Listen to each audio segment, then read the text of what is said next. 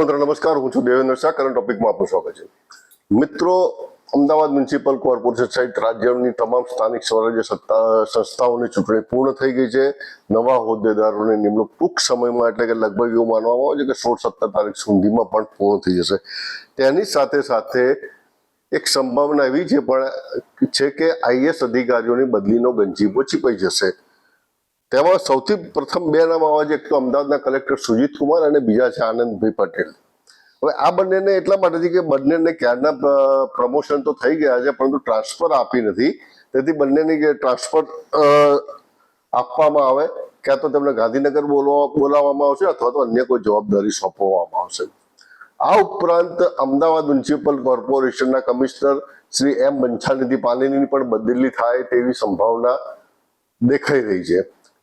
કેટલાક લોકો એમ કહે છે કે પ્રમોશન સાથે બદલી થશે, જ્યારે જાણકારો એમ કહે છે કે તેમનું પ્રમોશન હજી ડ્યુ થયું નથી, એટલે પ્રમોશન વગર બદલી થશે. જે હશે હવે સરકાર નક્કી કરશે. કમિશનરશ્રીની બદલી સાથે અમદાવાદ મ્યુનિસિપલ કોર્પોરેશનના 4 ડેપ્યુટી કમિશનરની પણ બદલી ગણતરી થઈ રહી છે. તેમાં સૌથી પ્રથમ નામ છે અમૃતેશ્વર ઔરંગાબાદકર, જેઓ પશ્ચિમ ઝોન અને એએમટીએસ નો ચાર્જ સંભાળી રહ્યા છે. બીજું નામ છે મિરાંત પરીખ, જેઓ એન્જિનિયરિંગનો ચાર્જ સંભાળી રહ્યા છે.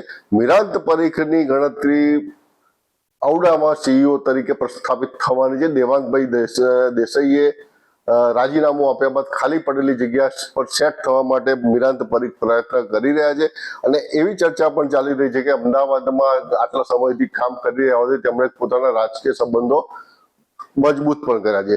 ત્રીજું નામ છે દક્ષિણ ઝોનના ડેપ્યુટી કમિશનર અને હેલ્થ વિભાગના પણ ડેપ્યુટી કમિશનર શ્રી ભરતભાઈ પરમારનું.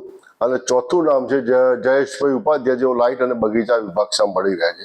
હવે આ તો બધી ચર્ચાઓ ચાલી રહી છે.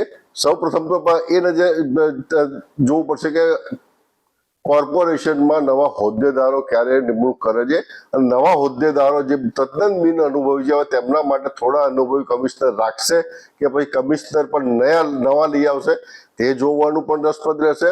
કારણ કે એક તો 18,000 કરોડનું બજેટ છે, કોણ વાપરશે, અને બીજું કે રાજ્ય સરકારમાં શહેરી વિકાસના અનુભવી કમિશનરોની આઈએએસ અધિકારીઓની ખૂબ જ તંગી જોવા મળી રહી છે. એટલે આવા સંજોગોમાં કમિશનરની બદલી થશે કે કેમ તે બાબત પણ થોડીક શંકાસ્પદ છે.